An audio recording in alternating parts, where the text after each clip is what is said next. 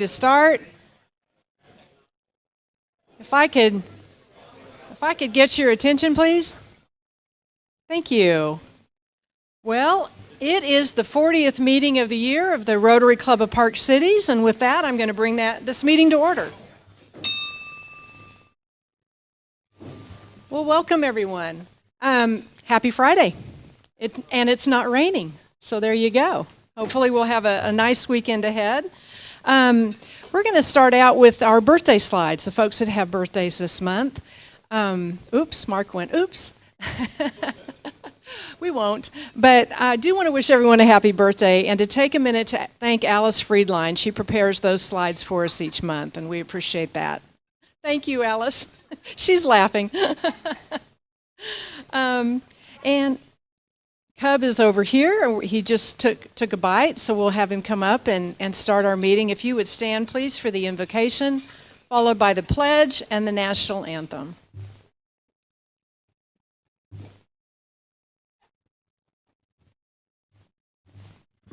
Good morning and welcome to Rotary Club of Park Cities.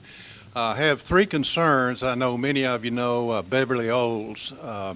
It owns Bowles Travel, and of course we all know what's occurred with the travel industry this last year. But in addition to that, Beverly has lost a brother in February and then a sister this month, so if you would keep her in your prayers, please. The next thing is I have a note here from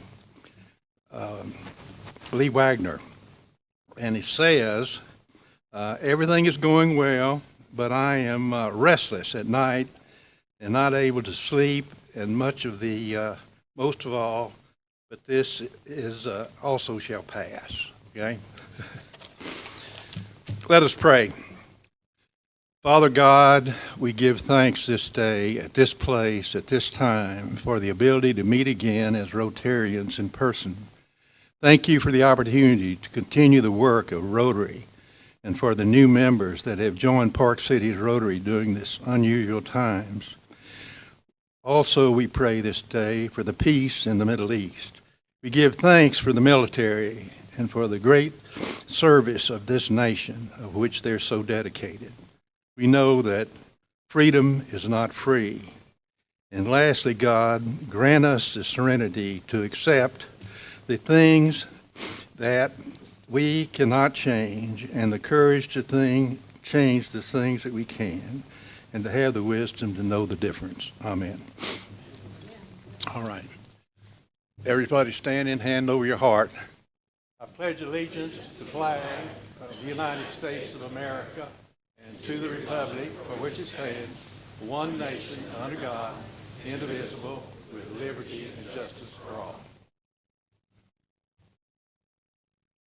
Oh, say, can you see by the dawn's early light what so proudly we hailed at the twilight's last gleaming, whose broad stripes and bright stars through the perilous fight o'er the ramparts we watched were so gallantly streaming, and the rockets' red glare, the bombs bursting in air, gave proof through the night that our flag was still there.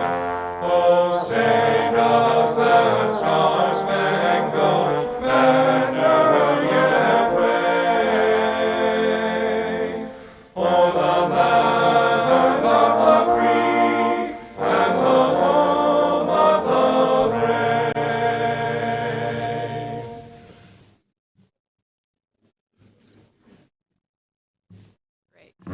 Thank you, Cub.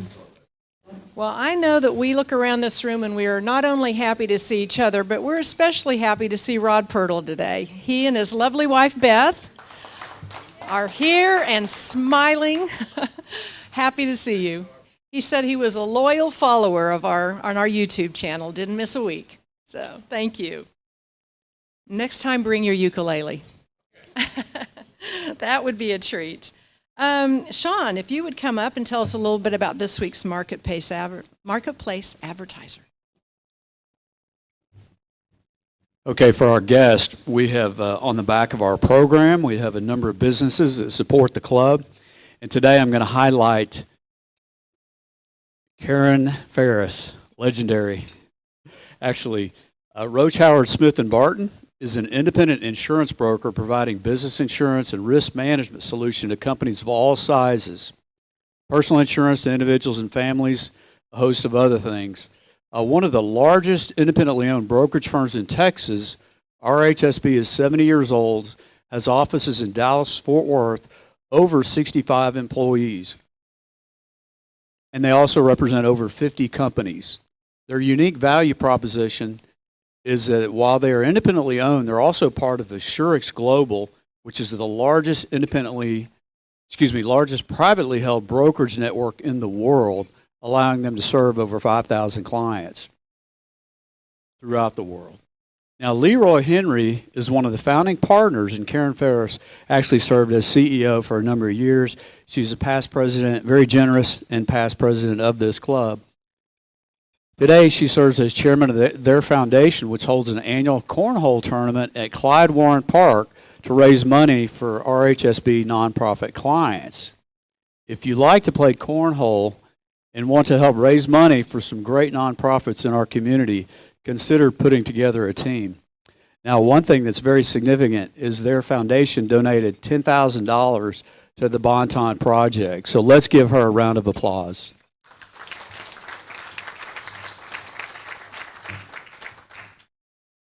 Thank you, Shawn. I skipped something, which is to introduce our guests in the crowd. So if we have any guests in the attendance, and I'm sure we do, if I could ask you to stand up. Our second microphone isn't working, so project. We can all hear you. Yeah, you can, yes. Okay, we'll have Eric first, and then you'll be introducing your speaker next. Later.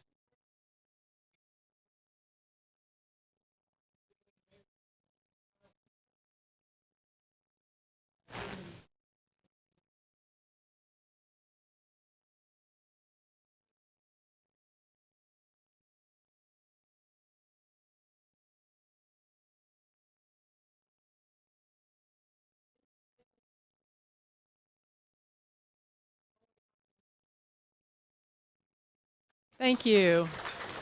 We have a dentist and we have data. Yes, Stan? Yes, we're introducing guests, yeah.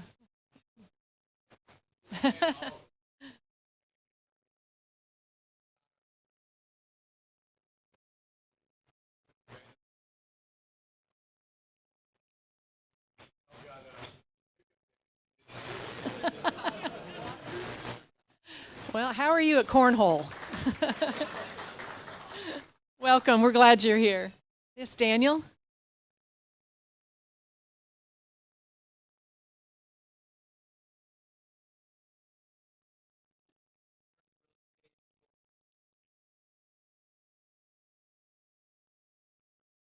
Good. Wonderful, glad you're here. Thank you. I think you might have found the right club.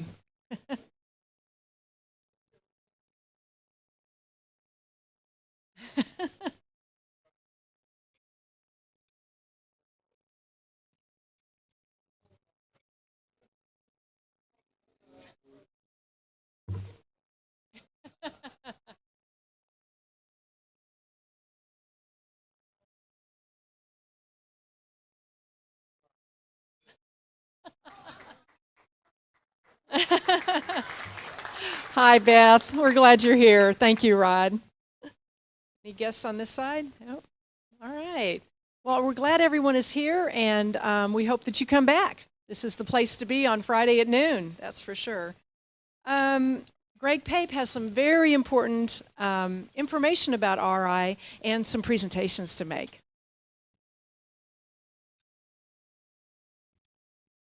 Thank you, President BARB Jeffries. Appreciate your leadership. For the benefit of our guest today and new incoming Rotarians, who was Paul Harris? Paul Harris was the founder and organizer of the first Rotary Club in Chicago in 1905. He was the founder of the Rotary idea and the first president of the worldwide organization. Second definition, which applies for today's presentation, what is a Paul Harris Fellow? A Paul Harris Fellow is a person who's been recognized as having done something significant for others. The foundation recognizes them for contributions of $1,000 or more, which will be spent on humanitarian efforts around the world. A club may also recognize fellow Rotarians for their service to the club or the community, which is what we're going to do here today. Individual Paul Harris Fellows recognize others for many reasons: admiration, service, love, or whatever. In all cases, the recognition is significant and something to be proud of. And so today, we have some fellow Rotarians at the club, from President Barb Jeffrey and her board, are going to recognize with a Paul Harris Fellow. And I'm going to ask several individuals on the podium. Daniel Dobrinsky, would you come up, please? And Betty Dawson and Jeff Sheehan. And if those three individuals could make their way here.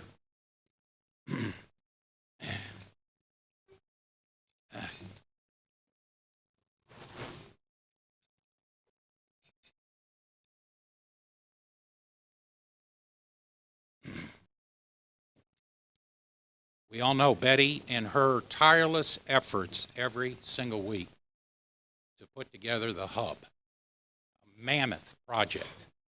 A lot of sustaining energy and resources, and she still finds a way on a sustaining basis to make major significant contributions to the Rotary Foundation. And today, for Betty, sent from Chicago, Rotary International, Betty is a 5th level Paul Harris Fellow. Betty Dawson.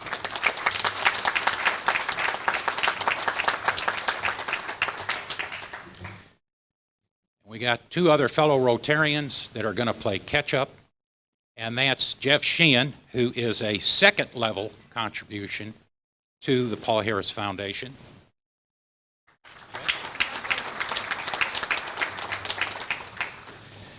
And last but not least is Daniel Dobrinsky, 2nd level contribution. And then President Barb and I are going to do a little handoff. And, oh, there's a certificate here. It is my distinguished honor to present Greg Pape with also a Paul Harris Fellow on behalf of the club. We all know the tireless hours and dedication he has to the service that Rotary International does. And Greg is hereby named a Paul Harris Fellow by the board of the Rotary Club of Park Cities, a tangible and significant contribution. Thank you, Greg. Appreciate you. Thank you. Thank you. And what level donor? Major donor. Okay. Greg is a major donor level 2. How about that? All right, well, we'll see if we get a nice picture. Barb, picture. All right.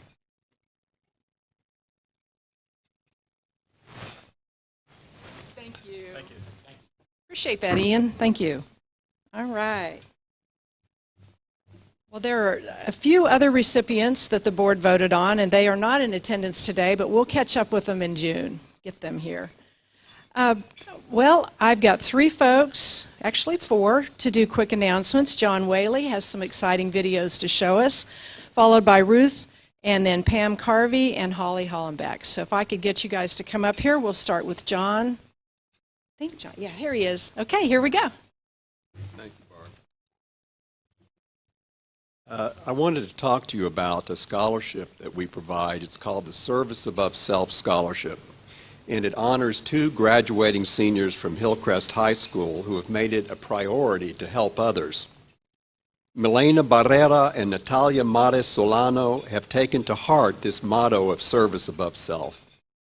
Milena is the Student Council Vice President and co-editor-in-chief of the yearbook, and Natalia is also a co-editor of the yearbook, as well as being a team captain of junior varsity cheer. Both have been members of the HILLCREST Interact Club. Each student will receive a scholarship of $2,000. The funds can be used to cover tuition, books, fees of any accredited college, university, or vocational school. Funds will be sent directly to the institution the students plan to attend. Now let's listen as Milena and Natalia tell us where they will be attending college and what it means to them to be able to help others. Hi, my name is Natalia Mares. I will be attending this fall semester at Cornell University, and my intended major will be biochemistry. So service above self, to me, it means whenever I think about these words, I think about Newton's famous words. Newton stated in his third law of motion, with every action, there's an equal and opposite reaction. With this in mind, I believe in every action someone does to a community, it affects it in a positive or negative outcome. I grew with these virtues as I do community service. The opportunity of learning a new diverse community of people and also making a difference is great. To put others before oneself makes a big difference in the world we live in. One community service project I have done while being in the IB program is creating a website for HILLCREST students. The art of speaking to one another has been developed over the years. Communicating with someone is difficult in our era because there are so many options, but no one ever writes out anything anymore. Everything's shortened to text messages, DMs, tweets, emails with a lot of LMAO memes, dance videos, or emojis. It's hard to establish a connection to someone's heart and mind, even when connecting them through virtual spaces. There are billions and billions of people who live in the world who could easily get connected, but with all these other things, we are both connected and disconnected. With the pandemic impacting a lot of students, it has led to a loss of friendships and a loss of connections. I wanted to recreate a safe environment where students can unravel. I have worked with my partner in creating a pen pal website that is called Panther Pal. The website is accessible to only HILLCREST students to reconnect and build a new friendships with one another. With the world constantly moving and throwing obstacles in our way, it is important to establish an escape. Our website embodies that our school needs at the moment, a friend. I feel like my inspiration for creating a project was thinking of everyone in our school. I want students to have a great conversation with an atmosphere full of endless laughter and careless behavior. Through writing and talking to someone, we demonstrate our strength and vulnerability, the beauty of having a person that truly cares about you and sees you grow. It is a journey that everyone endures to regain everlasting memories, just like a dandelion, and someone that grants wishes with a head full of hope. Envisioning everyone with a blank canvas with a beautiful color hues to encompass the potential of what it is. The Community Service Project allows students to remain in touch with their friends and meet new people. This is the definition of putting service above one other's desires. Hi, my name is Milena Barrera. Thank you for choosing me as a recipient for the scholarship, and I will be attending Davidson College. From a young age, I was always told to be the change I wanted to see in the world. Although it is a cliche, it is something I live by every day that influences my actions, thoughts, and feelings. To be of service, one must be selfless and open-hearted to those around them. With this knowledge, I apply everywhere I go, inside and outside of school. I do this through organizations I'm associated with, such as the National Honor Society and Student Council, as well as within the classroom with my peers. The National Honor Society prioritizes community service and volunteering. There are many opportunities within this organization to put others before myself and to be of aid in any way I can. Acts of service could be big or small. Either way, they are making a positive difference in creating a healthy impact on my community and society. Whether it be as simple as when we handed out water to people running a marathon, or when we donated shoes to those who needed them. To put service before self could also be represented in a classroom. Personally, math is not my strongest subject, so when I struggle, my peers offers her help to me to better understand the material by explaining it another way or offering other resources, such as Khan Academy. She does not need to do this for me, but she was selfless in making the decision and lending a helping hand. Outside of school, a service that is one of the most important to me is my family. I help my mother in any way I can, anytime, even if it's just washing the dishes or babysitting my sister while she runs errands. I'm aware of how busy she tends to be, and I try to do anything I can to make it easier to manage and less on her plate so that she has less to worry about. These services may not be as grand as I would like, but even small acts of kindness could make an impact. If participating in organizations, community service, volunteering, or anything that involves only focusing on helping others is a way to be change I want to see in the world, then I will gladly be a member of making a positive difference. Thank you.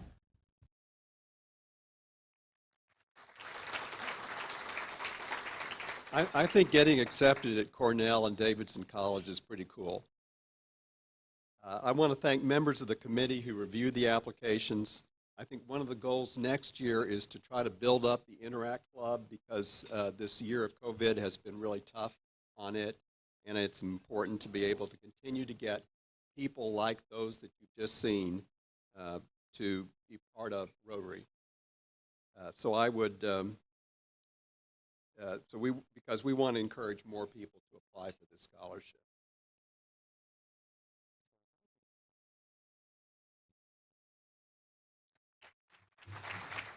Thank you. They're bright young ladies. They have a bright future ahead of them. Ruth, tell us about some other bright young professionals. First, I want to thank everybody here who donated to Camp IHOPE. We raised $300, and the raffle of those gifts worth $300, we raised $1,200 for Camp IHOPE. And I wanted to tell you, I went to the, the raffle. I didn't stay for the whole program there, but I did meet one student who has been to the camp several times, and he's scheduled for this coming summer to be one of the counselors. So I thought that was fantastic. He looked good and healthy, so that was great. There is a thank you note from the Rotaractors in the hub, thanking us for everything that we've done. And one more thing, they're collecting recipes to put in a cookbook to sell as a fundraiser. If you have any family recipes that you would like to share with others, just send them to me or to Barb. Either one is fine. Thank you.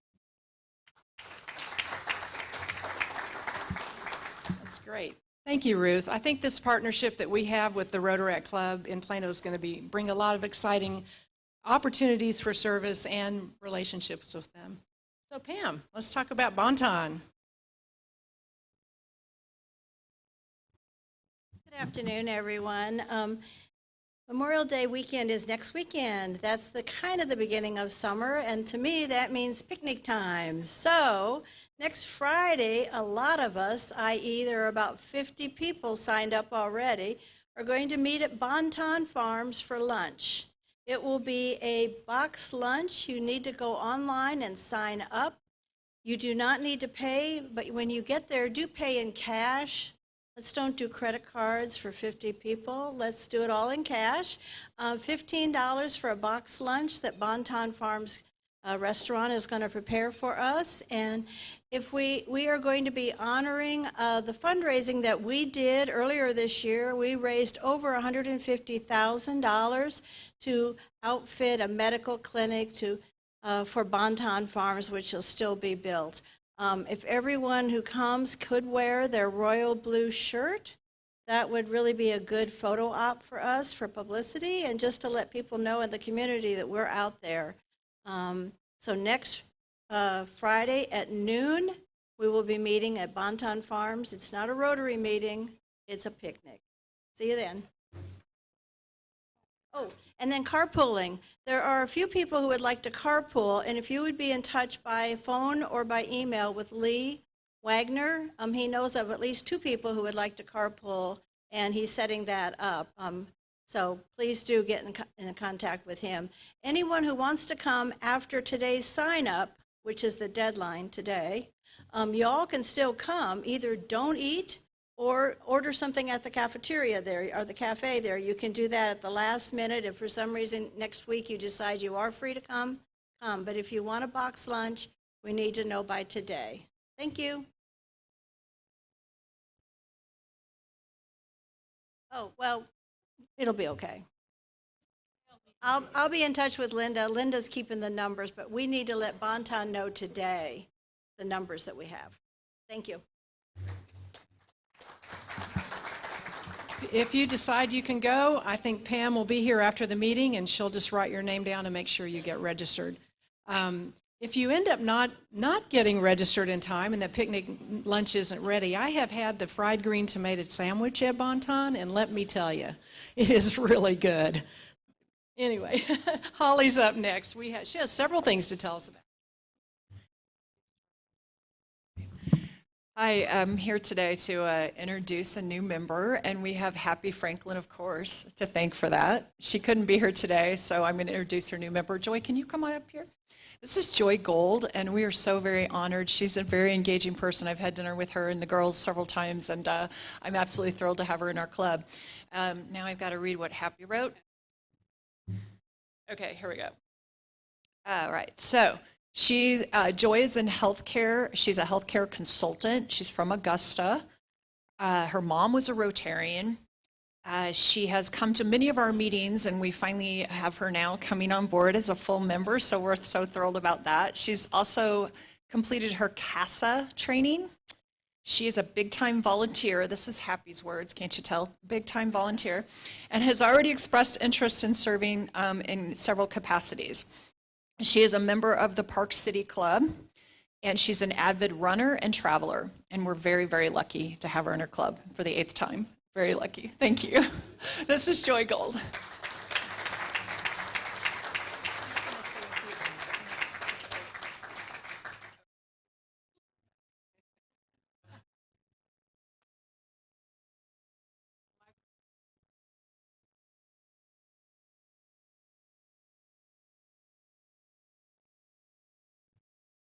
So I think Happy just about said everything, but I'm just going to say a few words.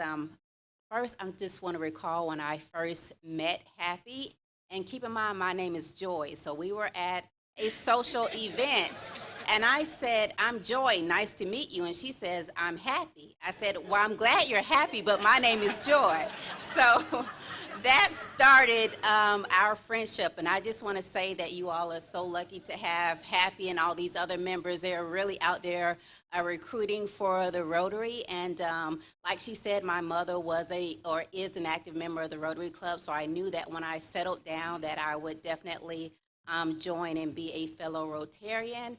And just a quick story, I have been traveling and consulting for almost 10 years, so every year I was living in a different state. So when I got to Dallas, I just thought this was another place that I was going to be temporarily, but I always say we have plans, but God makes the real plan. So I'm here permanently in Dallas, and now a member of Rotary, and happy to be here and connect with everyone. Thank you.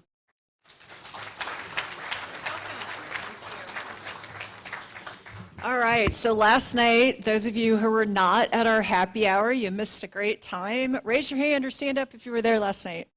Yeah, so we had a lot of young people and a lot of experienced veteran Rotarians, also from the Dallas, I still consider myself one of those. Also from the Dallas Club.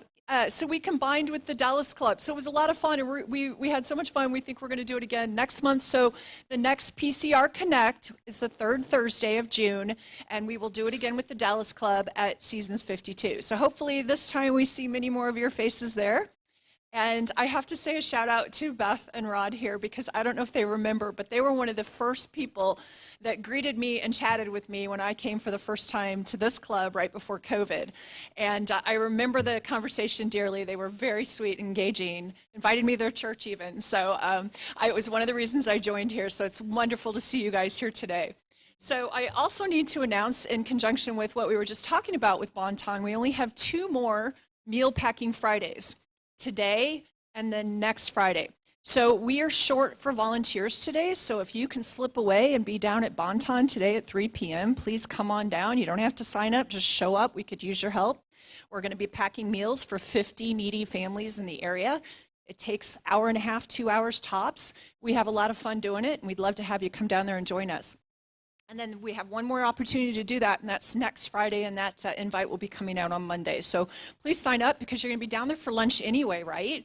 So you can just hang out with us. We'll have fun. We'll have a cocktail, and then do they have cocktails there? Maybe we won't have a cocktail, but we will hang out until it's time to pack the meals next Friday. So hopefully you guys can join us next Friday, if not today. So let me make sure. I think I had like 8 other things I had to mention. Nope, got them all. Thanks. Thank you, Holly. Appreciate that. I just have a couple quick announcements before we get to our guest speaker today. We're anxious to hear from him. First, I have to do the business of business, which is your dues are due. You can either go online through the website and pay them with a credit card, or you can leave a check with Lori here at the meeting. And there's always the good old post office. That works too. Last thing is hopefully you have your calendars marked for June 25th, the awards banquet coming up. It'll be at the Park Cities Club at 11:30. And then a real quick shout out to thank the two members of our club who are in the Park Cities people, Pat Martin and William Taylor. They put an ad in the paper for us, thank you, wherever William went, if he's here, and Pat, for the 4th of July parade. So you'll be hearing more about that in the month of June. All right, Eric, please join us. Tell us about our speaker. Thank you, President Barb. Good afternoon, everybody. Tom Ziglar has had the privilege of spending his entire life surrounded by world-class leaders, innovators, and motivators. In fact, family dinner included the presence of the world's greatest motivator, Mr. Zig Ziglar. As a result, Tom's arsenal of experience and information is absolutely unparalleled. As CEO of Ziglar, Tom carries on the legacy and the philosophy of the Ziglar Corporation, which is, you can have everything in life you want if you're just willing to help enough other people get what they want. Tom's book, Choose to Win, was published and released in March 2019, and it expands the Ziglar branding and philosophy to include the secret of winning life one choice at a time. Tom speaks around the world to billion-dollar companies, small business owners, and prestigious universities, including Cambridge and Harvard. Leadership, business, and performance are among Tom's favorite topics. The Ziglar brand is more relevant today than it's ever been.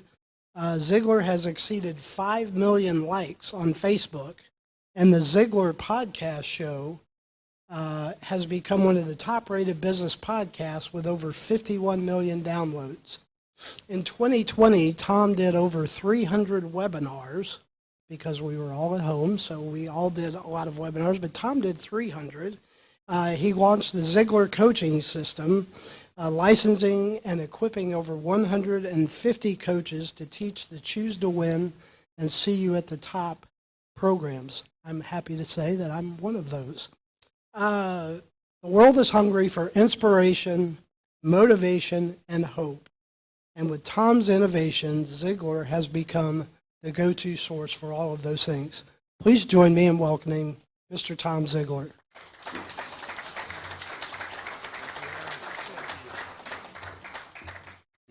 It's so weird speaking without my shorts on. Just a show of hands, how many of you have either seen me before or else this is your first time? That should be like everybody, right?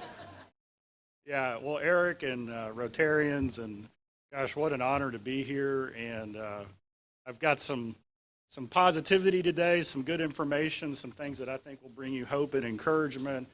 And it's around a lot of research that I've been doing the last year. I don't know, did anybody notice there was a difference in the last 12 or 14 months?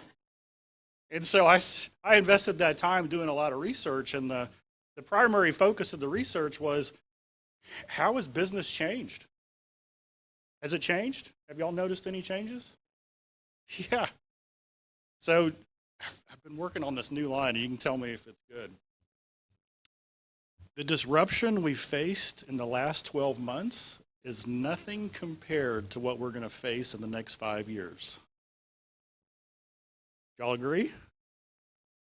You like it? How many of you excited? Because I'm real excited about the disruption. Right? It's changed. I mean, have you noticed that there's more family time, that people's priorities are a little bit better balanced? I mean, there's challenges. There's change. And so what I thought I'd do is just give a little background, tell a couple of stories about that. How many of you have ever heard Zig Ziglar speak? Okay. Anybody here read one of his books? We got a few. Okay, so I always like to tell some background on Ziglar and some, let me see if, let me make sure I turn this on. There we go. You already heard the philosophy. You can have everything in life you want if you'll just help enough other people get what they want. And this is more needed and more true than ever before. How many of you believe there's more problems out there today than there was last year? How many of you believe this is the way to solve those problems? You help people get what they want, right? You go and you serve and you make a difference. Dad wrote over 45 books. The interesting thing is that 9 of these books have come out after he passed away. He passed away about 8 or 9 years ago now, almost 9 years. So how does that happen? Well, we've transcribed his speeches that were not in print yet, and those came out. And so he's impacting so many people. 51 million downloads. How many of you like free? Anybody here like free? Go to the Ziglar Show podcast. You can find on iTunes, Stitcher, anywhere, and get that. And we have some of the world's greatest experts, Simon Sinek, Seth Godin, Dave Ramsey. So many people come on. And did you know that they give Dad credit for a lot of their philosophy, a lot of their impact? And so whenever you see a thought leader out there who is talking about business, who's talking about personal development, they have probably been influenced by Dad, which is kind of cool because wherever I go, I'm in front of friends and family. This is Dad's 80th birthday.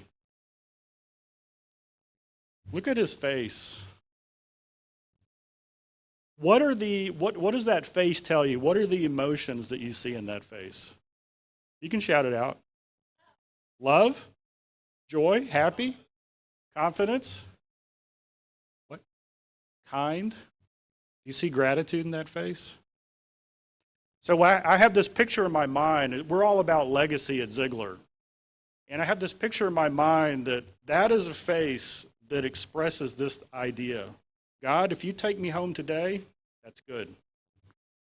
God, if you give me 20 more years, that's okay too. Either way, I've done everything that I could have done to prepare those I love to make decisions that will ripple through eternity. And so when I think of the future and what I want to leave and what I want to create, I want to leave a legacy so that when I'm 80, my face looks like that. It's just complete peace of mind that he's done all he can do. And so I wanted to tell you a few stories. Back when I started in the business, I went to Austin College up in Sherman. Thought I was going to be a professional golfer. Those guys are really good, by the way, so that didn't work out. I started working at the company in the warehouse, shipping and packing and putting all the tape duplication and all that stuff back in the days of cassette tape. Anybody got a Zig cassette tape? I know we talked about it over here, yeah. Then I moved into sales, and then I started traveling with Dad a little bit. I was about 27. We were in Atlanta, and Dad spoke at an event. It was Friday night, and he spoke from about 6:30 to 9:30. We packed it all up. We're in the car. It's about 11 o'clock at night, and we hadn't eaten anything. And so Dad looked at this 26, 27-year-old young man and said, "Son, would you like to get something to eat?" What did I say? Yeah, we hadn't eaten. So we go to Denny's. We pull in about 11, they seat us, and then the lady comes over to take our drink order, and she was in her late 60s, early 70s. 11 o'clock Friday night. And as she walks off, Dad looks at me and says, "Son, what a shame. An insurance man didn't do his job." And I said, "Dad, I don't understand." And he said, "Son, it's Friday night at 11 o'clock. She's about 70. Do you think she wants to work here?" I said, "Explain some more." And he said, "I can guarantee you 30 or 40 years ago, an insurance person was in her dining room at the kitchen table probably talking to her and her husband about a policy, and he didn't make the sale." That was the first time that I understood how important it is that we are successful in our business. How many of you are in sales? I'm just curious. Okay, let me ask again. How many of you, your life depends on a sale being made, whether you make it directly? How many of you are married because somebody made a sale?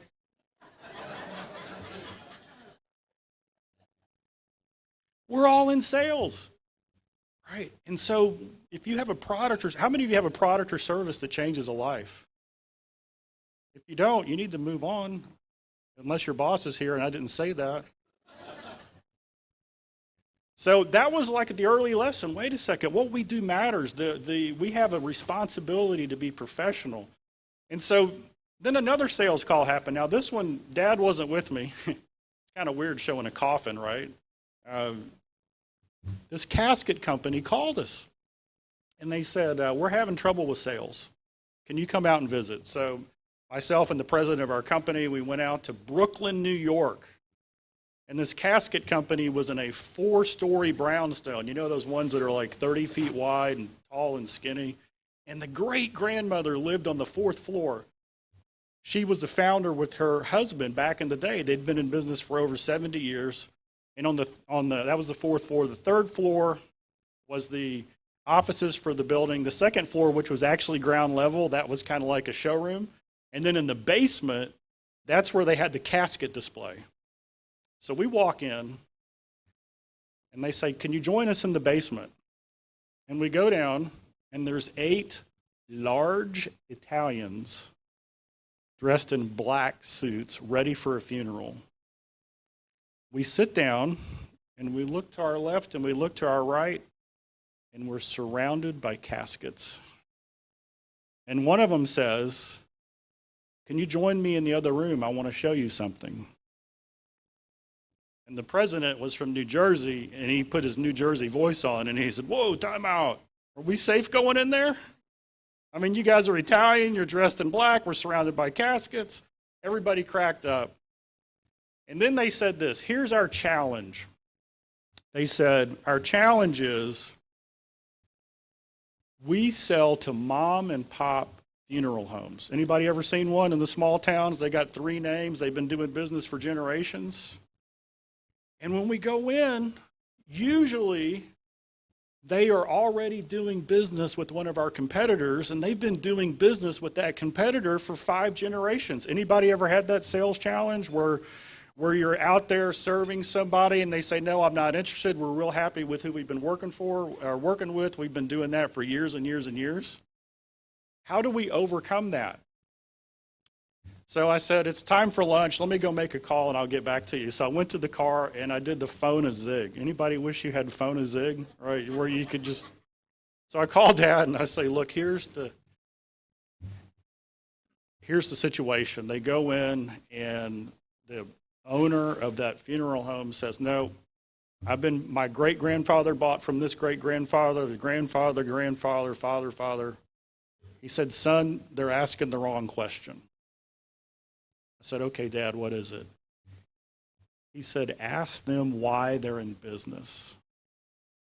Well, I'd worked with a lot of funeral home directors and owners, and I knew why they were in business. You see, they will tell you they're in business because they get to walk with their friends and neighbors in their most difficult times of life. They'll tell you the story of how they buried their best friend's dad too early. A lot of them will cry when they tell you that how meaningful they're in it. How many of you, if you're not in the funeral home business, how many of you want to go into that business? Okay, it takes a special heart to do that, doesn't it?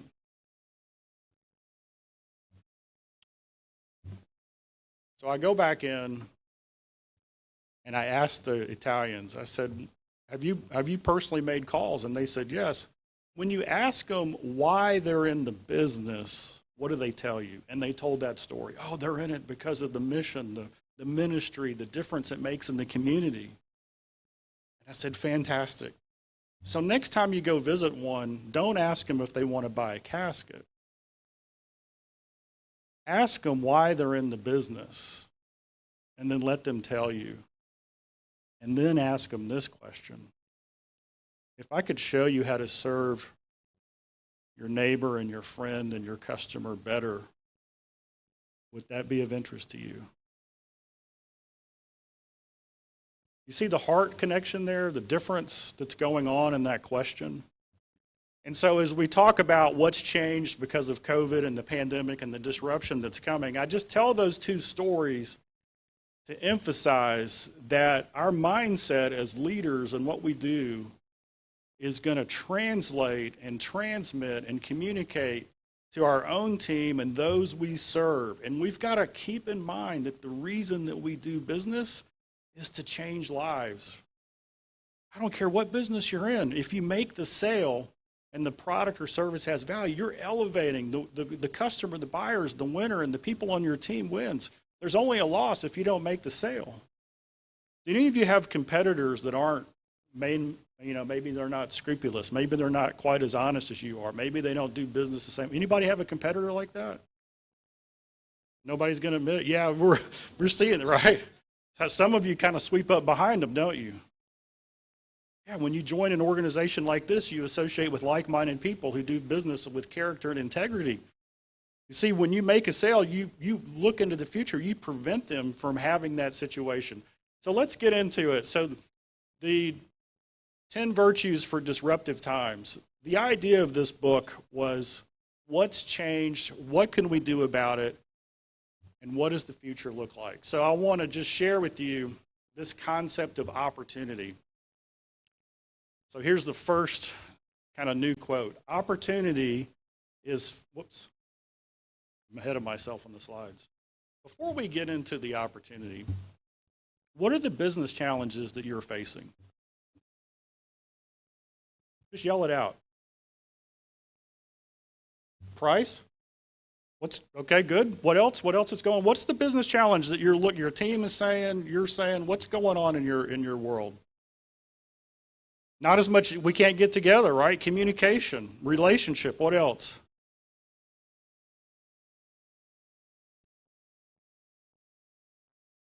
Competition? Does anybody have supply chain issues right now? Anybody having a hard time hiring? Anybody? I spoke 2 weeks ago to a group of PEOs, employment, right, co-employers. 3 million paychecks were represented in that room. The number one issue in small business, they can't hire. Supply chain. So in the research I did, and I looked at all the things, and so if you want to, this is what's going on right now in the world. Mental health and well-being. This is a challenge. And how many of you have had people on your team who are a little depressed or maybe concerned or anxious or worried about what's going on? How about work-life balance? Anybody do remote work or hybrid work during this time? So if you have people on your team on the East Coast and the West Coast, what time does the day start? When does it end? Right? So these are some of the challenges. So when we look at where is opportunity, see, I think opportunity and challenge is the same thing. Problems and opportunity is the same thing. We find opportunity at the embrace of disruption, mindset, and atmosphere. And you get to decide what's going on. Disruption, mindset, and atmosphere. So what is disruption? Well, we know what the pandemic caused, right? We know that somebody here is in commercial real estate. Anything change in commercial real estate in the last year? A little bit, right? Anybody here in residential and housing? Mark, yeah. Has anything changed? Yeah. Has anybody checked on the price of lumber lately? It's crazy. So I get into that research, and then I realize that as much as it's changed, it's going up even more.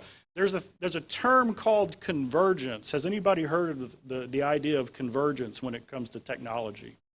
So when you think of technology, there's like a hockey stick that goes up, right? As it progresses. Convergence is when multiple technologies converge and something amazing happens. It changes everything. Cadillac came out, they announced in January they're going to have a flying car.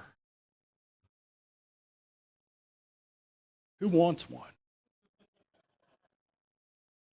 So what does that mean? Well, the only way it's going to fly is convergence. Okay, AI, artificial intelligence, that's going to be the pilot. Because I'm not flying it. And believe me, you don't want me flying it. So this artificial intelligence is going to fly it, and it's going to stay connected because of 5G, right? That's going to keep it from hitting something stationary or moving. And then we've got supercomputing. Anybody here familiar with quantum computing? It's not here yet, but yeah. Do you know how much faster quantum computing is than regular computing? 300 trillion times faster.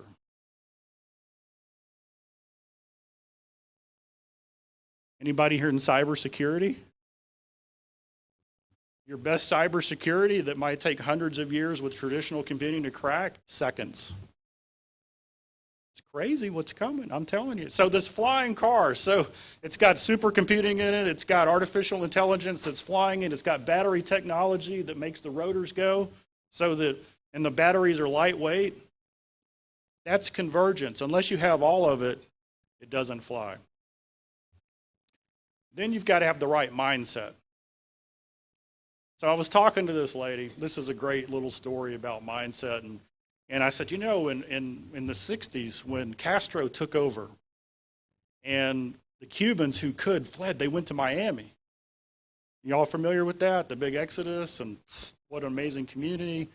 And did you know that when they landed in Miami that for 10 years, some of them didn't unpack their bags? Why do you think that is? They're ready to go back. They're going to get the phone call at any minute. And this lady, her name is Berta, she says, oh, my goodness, that's our family. She said, we left Miami when I was a little girl and we moved into the new house. My mom created the Cuba closet. And in that, she went and bought china and she put it in the closet. And every month she would add something to it and she would tell us, hey, nobody touch anything in the closet. We're taking all that back to Cuba. She said, my mom died a few years ago and we unpacked the Cuba closet and we used it. The mindset right now, there are people paralyzed with the way it was. Nassim Taleb wrote a book called The Black Swan that talks about pandemics and world wars and financial meltdowns and all the things that happen. And the people who do the best are the ones who let go of the way it was, embrace the now. And so what vision are you creating for your team and your people? You see, we create the future that we see. Do y'all agree with that? Did you know you can look around at everything on your table and it was first a thought? It was a design, it was a thought. It got put into paper or on a computer and then that came to a manufacturing process and now it's there. It was a thought first. So we create the future that we see. Hope is the foundation for successful change. The people you're around, do they see hope just kind of pouring out of you? Hey, you know what? There are so many problems. We're in a target-rich environment because we saw problems here. That's what we do. We go and look at the way things have changed and we understand that life is different now. And there are other people who are stuck in the way it was. So if our mindset is right, that gives us the advantage. That allows us to be more competitive. Dad said this. The way we see our future determines our thinking. Do y'all agree? If tomorrow is going to be a disaster and there's nothing we can do, why bother? Our thinking today determines our performance. Are there any surgeons in here? Anybody had surgery? Okay. So, right before the operation, you say to the surgeon, what do you think? And the surgeon says, oh, this is going to be terrible. Are you excited about going in? Absolutely not. You want somebody who says, hey, I've done this 1,000 times. I've looked at every scan. I've got 2 people in there assisting me. This is going to be fantastic, right? Their performance is going to be better. And guess what? Your performance, that creates the future, doesn't it? So our input into our mind, what we believe, the hope that we create. Then there's the atmosphere. Now, atmosphere to me, it's more than environment. It's more than culture. I was speaking in Singapore on the top of a 55-story tower. All these highly paid people in the room, and the atmosphere was dead. Just dead. Every person in there was a unit of production. No relationship. They knew if they didn't make it, they were done. I was out in Youngstown, Ohio a couple of years ago in a manufacturing plant, go out on the floor, and it is dangerous, it's dirty, it's hot. I mean, everything's going on, and the atmosphere in there was unbelievable. Because these people loved each other. When somebody got sick, they cooked for each other. What atmosphere are you creating? I mean, we've got to understand that our people right now, they're discouraged, they're angry, they're anxious, they're worried, they're depressed, right? They've got all these things going on. But the atmosphere that we want is, how do we create it? They want to be respected, heard, saved, valued. They want to know from the team, from the leadership, that they matter. More than ever, they want to know they matter, right? Because the world's going nuts. Are y'all with me on this? I'm kind of getting excited because I got 20 minutes left and we got 4 minutes to do it. Good friend of mine, mentor, Rabbi Daniel Lappin, he said this. He said, the opposite of depression is not happiness. The opposite of depression is purpose. I don't know about you, but when the pandemic hit, I self-medicated with cheesecake. Anybody do the same? Right, because I wanted happy. I wanted to feel it. The culture tells me, hey, it's all about being happy. And then I followed it up with Netflix. And then, all over we started hearing reports about alcohol and drugs and all these things happening. No. What's the purpose and mission of your business? Who are the lives you're going to change? Right? That's what matters. You see, if your people are working for a purpose, if you're working for a purpose, the byproduct of pursuing that purpose, stepping into God's plan and purpose for you, the byproduct of that is happiness. So what's your why? What's your purpose? What is it that you're doing that's making a difference in the lives of other people? You with me? So how do we create top performance? I'm going to show you this next diagram, then I'm going to tell you a story, and then we're done. If you want to create top performance in your organization, I think leadership's changed. You got to be a coach leader, the top-down, command and control, do it because I said so leader. They're gone. Millennials don't like them anyway. Over a camera, it's impossible. Y'all agree? So what's a coach leader do? A coach leader says, hey, let's do it together. Let's co-create. They ask, if you're a top performer, did you know you could work for anywhere in the world, from anywhere in the world, for anybody in the world? It's the reality right now. Do top performers like to be told what to do? No. Look at the second part, quality of life. Dad said back in the 70s and 80s, if standard of living is your goal, quality of life almost never goes up. If quality of life is your goal, standard of living almost always goes up.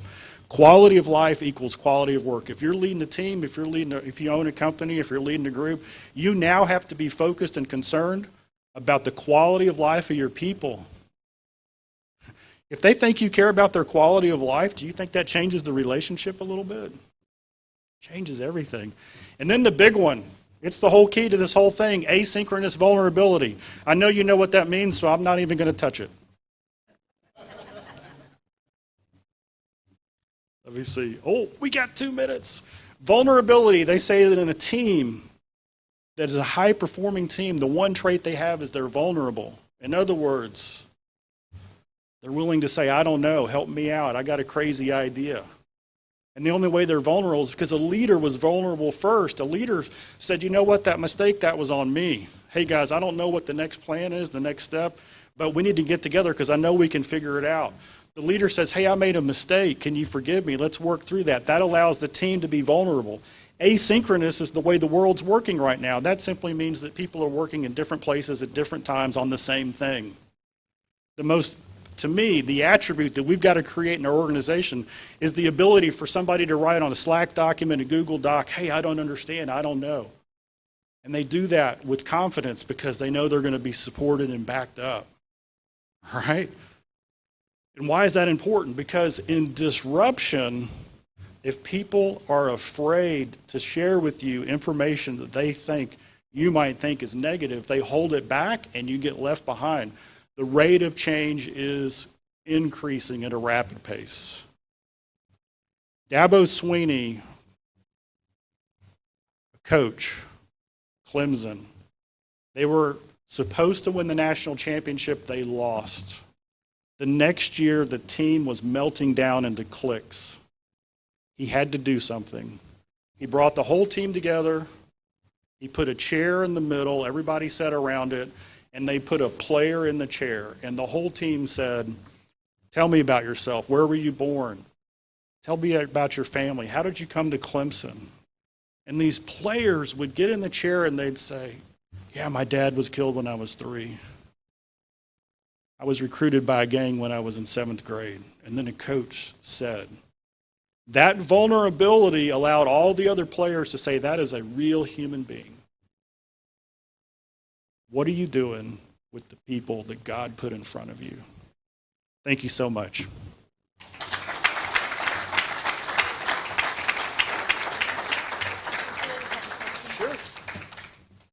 If you all don't mind staying a few minutes, Tom said he'd field a couple questions. If we have some, again, I'll need to ask you to speak up. Anybody? For Ziglar? Yeah, so as you heard from Eric, he's associated with, we adopted him. If you work with us, we just adopt you into the family. And so we're making a difference through licensing trainers, speakers, and coaches to carry our message out. The original mission statement of the company was to be a positive difference in the world by making a positive difference in the personal, family, business, and spiritual lives of enough people. And so that's how we do it. And it's foundational. There's technology that's always changing, but the heart never changes. Truth never changes. And so there's a debate about truth, but truth can't contradict itself. Who else? Yes.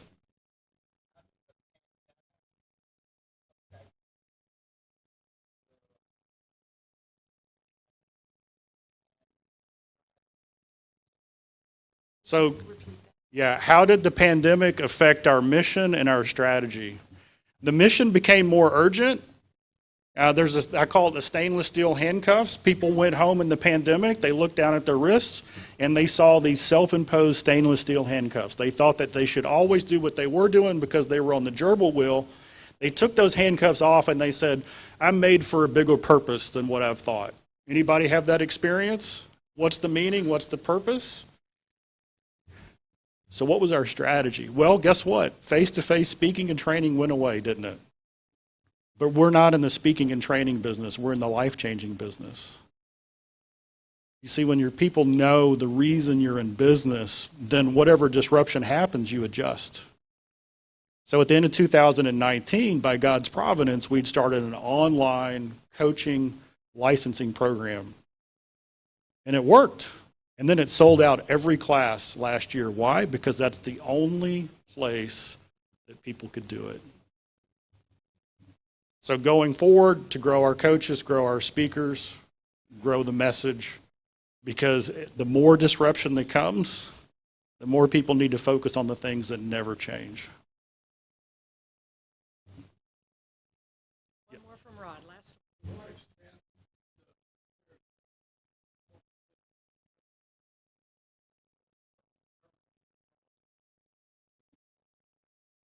So if you read any of our material, you know that we're believers, we're Christians. We do work in Fortune 500, academic institutions, government, and they also understand. But the reality is, here's my mission statement so you can get a flavor. My mission is to create the atmosphere that allows you to become the person God created you to become. Every program we create is checked out physiologically, psychologically, and theologically. So Judeo-Christian background is permeated through there, although in our corporate materials we don't put in scripture.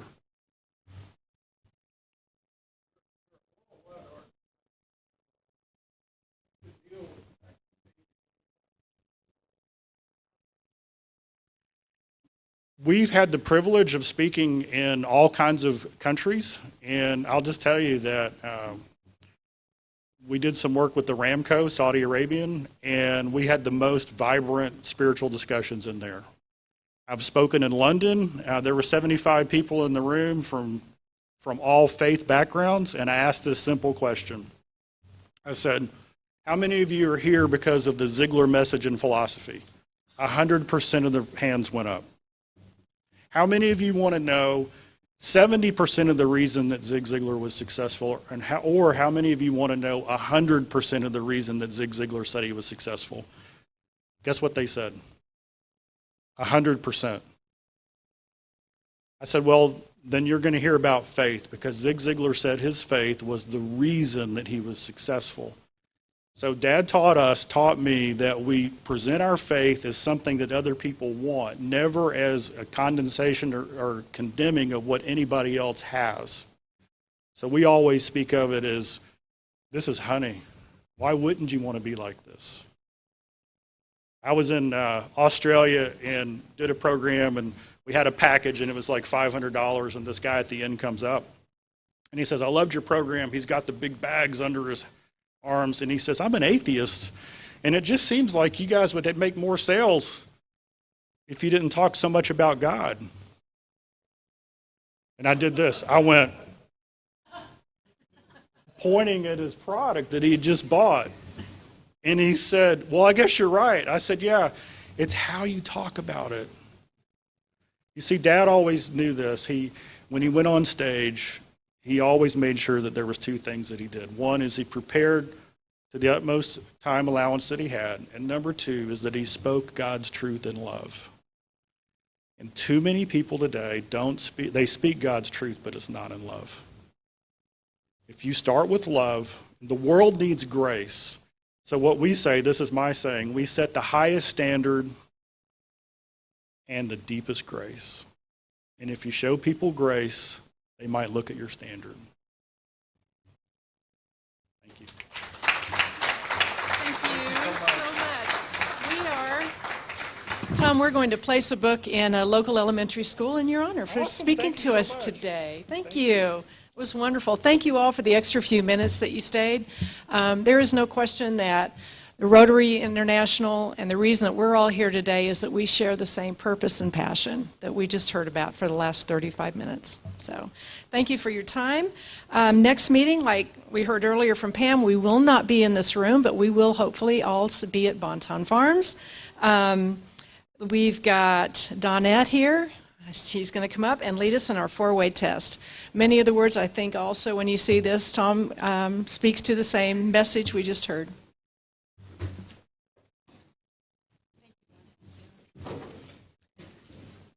Of the things that we think, say, and do, first, is it the truth? Second, is it all concerned? Third, build goodwill and better friendships. Fourth, beneficial to all concerned. Everyone have a great weekend. Take care.